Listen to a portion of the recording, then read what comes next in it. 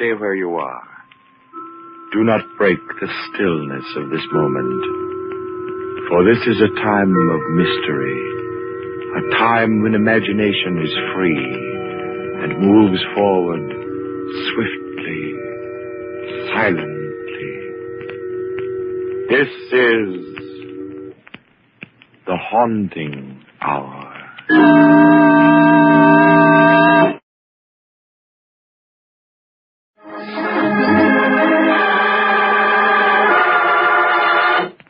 Date in the dark.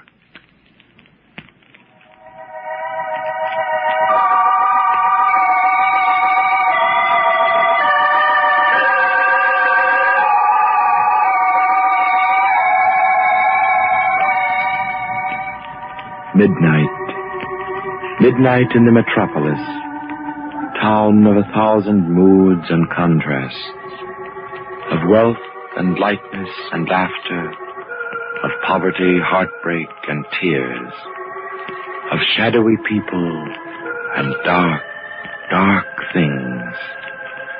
Big city. Hard-boiled and tender. Weak and mean and cheap without dignity. And great and proud and powerful. And the metropolis at midnight, filled with the high spirits of joy seekers, revelers who give way to the goodness of living, or try to forget the badness of living.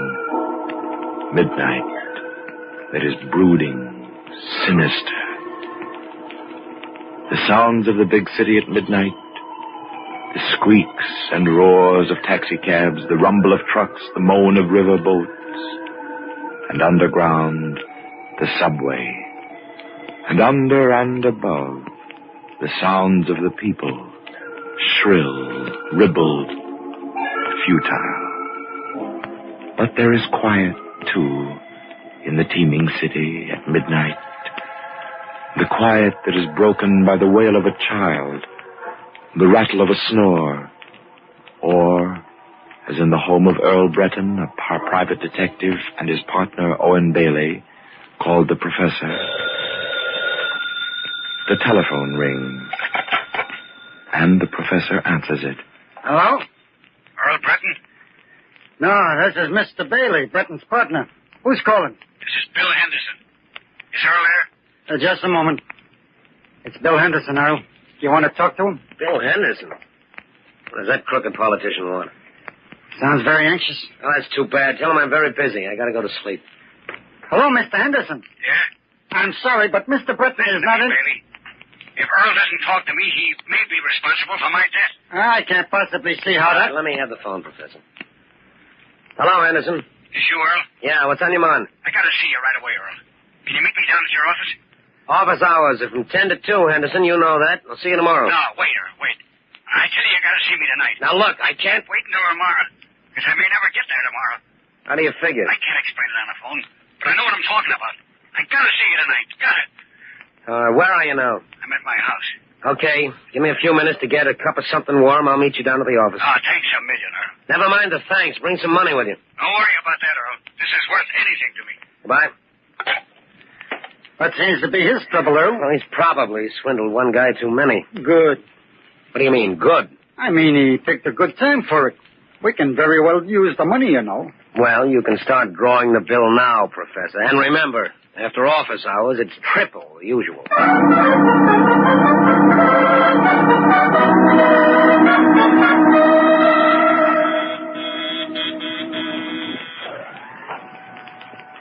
Here comes the elevator now, Earl. If we ever make enough dough, Professor, remind me to move out of this broken-down building. All buildings are pretty much alike at this hour of night. How do they expect one old guy to take care of this whole thing by himself? He manages if you don't rush him. Yeah. What devil has got his finger on it? It's you, Mr. Breton. Faith, you'll never be known as a patient man. I hate waiting for elevators, old-timer. Good evening, Mr. Bailey. Good evening.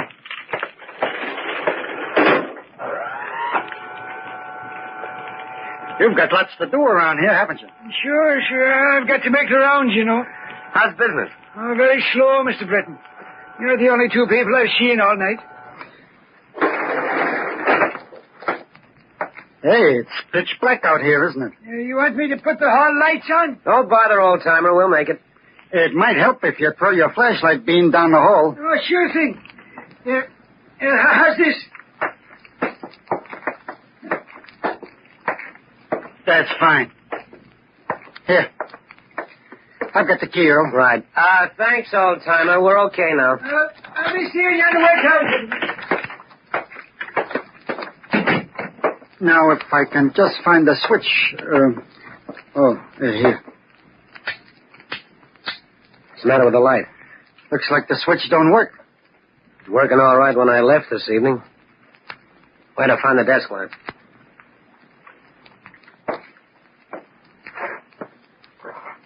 Find it, Earl? Yeah. You didn't take the bulb out of this lamp, did you, Professor? Of course not. I've got an idea, Professor, that we have company. You're a very smart chap, Breton. Who's that? Just stay where you are, both of you, and don't ask any questions. Mr. Breton knows that those lights are not out by accident, but if either of you makes a false move, there could be one. What are you looking for? Information. And why keep us in the dark? There's enough light for me from that street lamp shining in your window. I can see you both. What do you want to know? I understand, Breton, that you got some new dope on the Kennedy murder. Am I right? Kennedy murder? Why, the police gave Kennedy up as a suicide 5 years ago. What would I be... Stay where you are, Breton. I told you I can see. Yeah, sure. Seems kind of... Yeah, I guess our visit is a little touchy, Professor. You didn't believe that I could see you. Next time, I won't miss. Now, give it to me straight. I told you I don't like the smell of a body that's been buried 5 years, and I ain't digging it up. Now, what else do you want? Mr. Breton, are you in there? Don't make a move. Mr. Breton. Mr. Barry, whatever happened is... Okay, I hope you get a big kick out of beating up a helpless old guy. That was very tough. Very. That Professor, what happened, Earl? Where are you? Right over here where that voice was coming from, and he's not here. Maybe he moved over to another corner of the room. Duck behind something, Professor. I'm going to light a match. Careful now, Earl. Well, I'll be there's nobody here. Who's that lying in the doorway? Wait a minute. Looks like the old-timer. Here's his flashlight. I'll turn it on. Here, put him in this chair, Earl. No, it's too late, Professor. He's dead. Dead? That dirty rat killing a sweet, harmless old man. Wait, what's this here on the floor? Let me see. Hotel key. Hotel Markham, room 517. Think that fell out of the old man's pocket? No, that's a mobster's hotel. It's full of gamblers and racketmen. Then that means if we go to room 517, we ought to be able to find out the man who did this. You don't find anybody in that hotel. You smoke them out. Besides, that key might have been stolen just so somebody could plant it here. Don't you see that? Then how are we going to know? The voice, Professor. I'll never forget that voice. I'm promising the old man now that I'll find it. Well, what do we do, Oil? You go find Henderson and tell him we won't be able to see him tonight. I'm going to the Hotel Markham. Meet me there as soon as you're through. In front of the hotel. And what about the old man? On our way out, we'll ring the night alarm. That'll bring the police. But aren't we going to tell him what happened? Right now, Professor, we don't know any more than they do. Come on, let's go.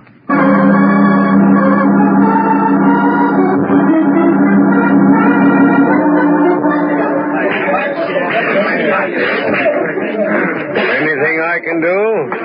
Oh. Hello, Breton. How's the hotel business? Oh, we don't complain. Who's up in room 517? I want to know. I understand there's a game going on. So? So, I'd like to get in. Well, there's a gentleman by the name of Sparrow rented the room. Maybe you know him. That's all I wanted to hear. You can tell my good friend, Mr. Sparrow, I'm coming right up. Don't worry. I will. Oh. By the way, I hear there's a shortage of keys. You still lose many of them? Certainly we do. Every day. That's very interesting. Very interesting.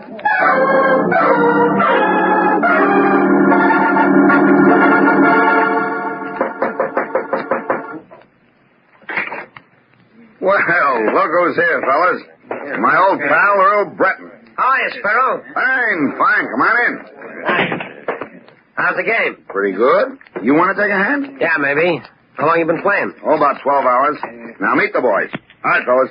This is Dan Huber. He's new in this town. Yeah? Didn't take you long to find this place, did it, Dan? Mary, I got a nose for this stuff. Yes. And you know Harry Jackson, Earl, don't you? Sure, I know Harry. How are you, Harry? Fine. What did you say, Harry? I said I'm fine. That's what I said. Sure. Now, this is Willie Garvin, and over here... That's a funny name, Willie. What's funny about it? How do you spell it? Garvin. Why? Does it sound familiar? No, Willie, no. And I don't have to introduce you to my partner, Joe Murray, huh? Hello, Joe. Hello. Funny to find you and Sparrow in the same game, Joe. What's funny about that? Well, after all, you and Sparrow are partners, aren't you? Nobody said for you, Breton, and if you don't like what goes on here, you can shove off. Come Get it? on, Earl. When are you going to stop burning up Joe? Anyhow, he just come in a few minutes ago. So we really just started playing together. Oh, just came in a few minutes ago. Where were you, Joe? Since when do I report to you? Well, I'm just curious, that's all. I told you before, Breton, I don't like coppers, and that still goes. Now, let's get the game going. Well, Earl, you taking a hand? Sure, but first I gotta get the professor. He's got my dough. I'll be back in a few Wait a minute, Breton. What are you trying to pull? Why didn't you bring your dough in the first place? I just wanted to see who was in the game. Oh, sure, Joey's got a right to know. Go ahead, Earl, get your dough. Oh, but don't forget to come back, huh? Otherwise it wouldn't look so good, huh? Sure, don't worry. I'll be back.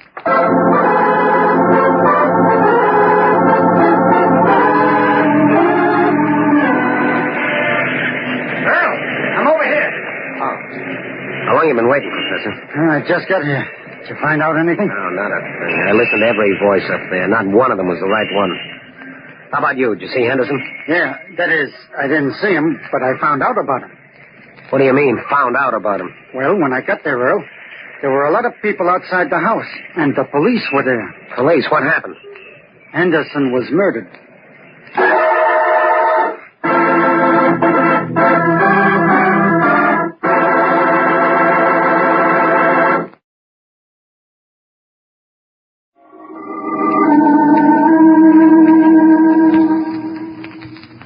It was midnight when the phone rang in the home of Earl Breton, a private detective.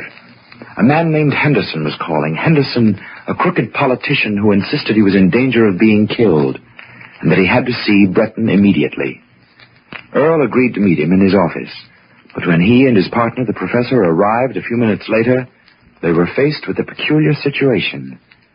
The lights in the office wouldn't work, and before they could investigate, a voice challenged them from the darkness. Their unknown visitor fired at them, purposely missing, in order to warn them that he meant business. The sound of the gun attracted the attention of the night watchman. He came to investigate and was killed by the intruder, who disappeared, leaving Earl with the old man's body and a clue, the key to room 517 at the Hotel Markham. They rang the police alarm, and Earl sent the professor to intercept Henderson, to break the appointment they had with him. Then he went to the hotel, to room 517, where he expected to find the killer. He interrupted a card game, but Sparrow, the gangster who was registered in 517, invited Earl to sit in, much to the displeasure of his partner, Joe Murray. Breton accepted, promising to return soon. He went down to the street where the professor was waiting. The professor had news for him. Henderson had been murdered. How did you find out he was murdered, Professor? I overheard two policemen talking to one another. Did the cops know you were there? Oh, no. We wouldn't want them to know we was interested, would we? Good for you, Professor. But now that I think of it, Earl, shouldn't we tell the police what we know? Well, that's a good idea, except that we don't know anything they can't find out for themselves. But they don't know that Henderson called us to meet him at the office. And then when we got there, we met somebody else. And it was that somebody else who killed the night watchman. I know there's some connection between those two things, Professor. In fact, if I didn't know Henderson's voice so well... You'd say that it was the man at the office who imitated it? Sure, that's an old trick. A man disguises his voice to sound like... Hey, just a minute, Professor. Why couldn't it be... You mean you actually think that the man we met in the office was the one who called us earlier, and he imitated Henderson's voice? No. That'd be too obvious. The killer's much cleverer than that. But you do think he had something to do with both of the murders? Certainly, if he didn't... How would he know that we were coming down to the office at midnight? He was expecting us. So he must have been with Henderson at the time Henderson called us. If you don't mind my saying so, Earl, it doesn't make sense. Why should this man have bothered to come down to our office just to ask us about some murder case that was over and forgotten 5 years ago? That's just it, Professor. He didn't want that information at all. That was just to throw us off the track. That was why he left the key there when he slugged the old man and disappeared. You mean he actually wanted us to follow him here to the Hotel Markham? Don't you see? He was trying to establish the alibi that he was playing cards in this hotel at the time of the murder. And he could force us to testify as police witnesses that we saw him here. Then why don't we tell that to the police? Oh, Professor, you're slipping. You know the police don't want ideas. They've got their own. Besides, if we don't know whose voice we heard, what can we tell them? Well, at least we can tell them that it was somebody who's up in that hotel room now. Sure. But can we prove it? I guess not. Well, then what can we do? We gotta go upstairs and find out who that phony voice belongs to. But life can be very short in a place like this. I mean, I'm not thinking about me. I know, Professor, I know. But I made a promise to that old watchman that I'd find the guy who killed him, and I like to keep a promise. But we ain't got enough money to play cards with those people. They don't know that. Well, I don't think it should take them more than one hand to find out. All right, then you'll have to stall. Now, one of those guys up there has a phony British voice. So? Listen. Stay where you are, Breton. I told you I can see. How's that? If I wasn't looking at you, I'd swear it was the guy in the room. Good. That's all I wanted to know.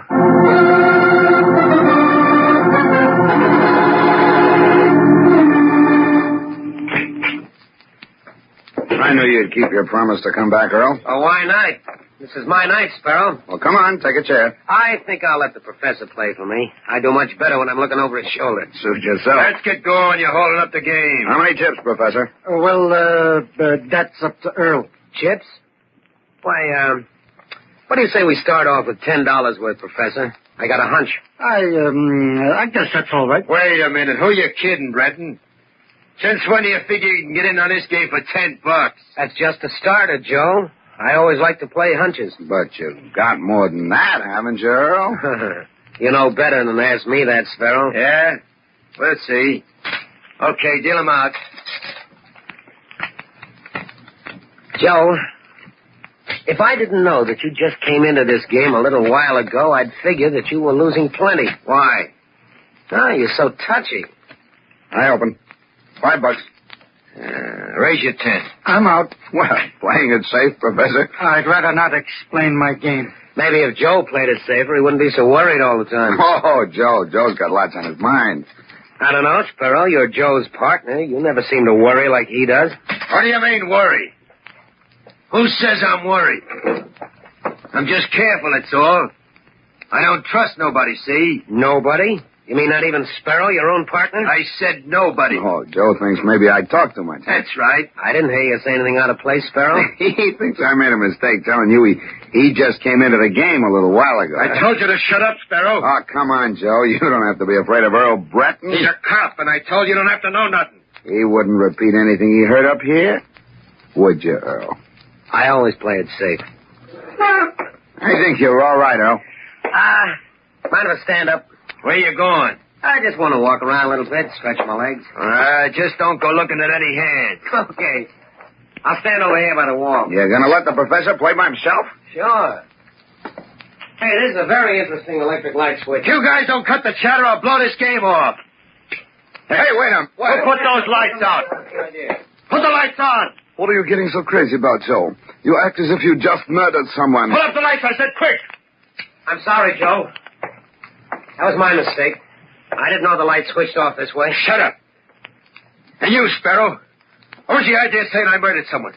What are you talking about, Joe? I didn't say anything. Don't give me that stuff. I heard you. You can't fool me with that phony voice you put on. I told you I didn't say anything. Oh, yeah? Well, I happen to know that nobody else but you talks that way. Cut it, you dope. Didn't you know that wasn't my voice?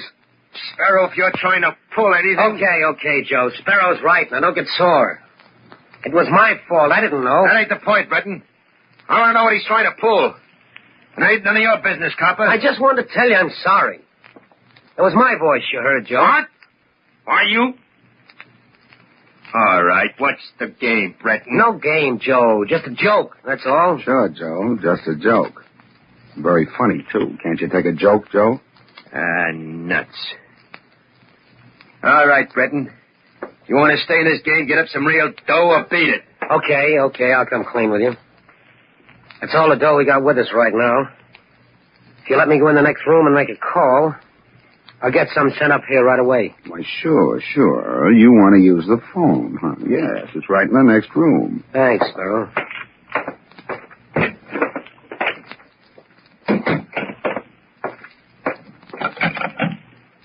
This is the desk. Hello. Get me Spring 73100. Spring 73100. Right. Oh, you're kidding. That's police headquarters. Say, have you got any complaints to make? Hold on there. Hey, wait a minute. What goes on here? It's one of your keys. Oh, hello, Sparrow. I can't say much for your phone service. No? What's the matter with it? They wouldn't get a number for me. I see. Who you calling is so important. The police. I guess I can wait. Yeah. Say, I'm glad you came in here, Breton. I wanted to have a little talk with you. Alone. You wouldn't use that revolver right here in this room, would you? Wouldn't I? You know, I can do pretty much as I want to in this hotel. You know that, don't you? Yeah. But if you killed me now, wouldn't you have to tell Joe why you did it? Well, what do you mean?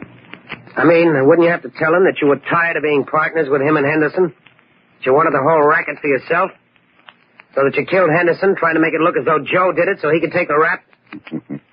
If you're trying to talk loud so Joe will hear you, I might as well tell you he just left. Well, at least I found out it was you who slugged the night watchman in my building tonight. So what?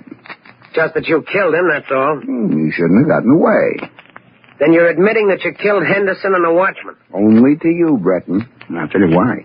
Because I'm going to make sure that you'll never be able to tell it to the cops. See? I don't have to tell him, Sparrow. They know about it already. Oh, sure. You gave them all this information before you came up here. No, I didn't tell him. You did. You know something, Breton? I'm beginning to think you're a little bit nuts. I suppose you wouldn't believe me if I told you the police are listening to you right now? They heard you admit all this to me? Oh, now, wait a minute. Don't tell me you hid them in my closet. No. But they're right outside in that room where we were just playing cards. You're crazy. Why don't you take a look? Because I ain't dumb enough to turn my back on you. Then that makes it easy for them to come in. Drop the gun, Sparrow. Give it here. What? It is the cops. What? We heard the whole thing outside, Breton. Pretty smart.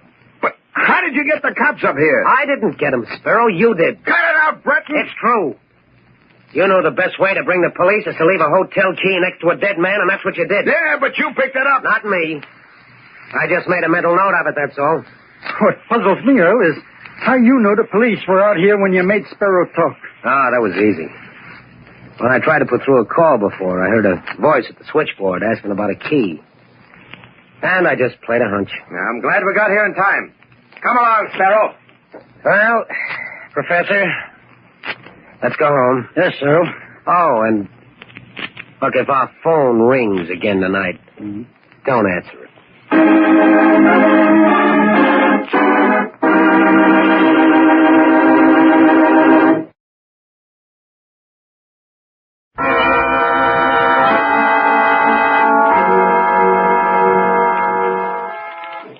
From shadows and stillness, mystery weaves a spell of strangest fascination, charging the mind with doubts and fears.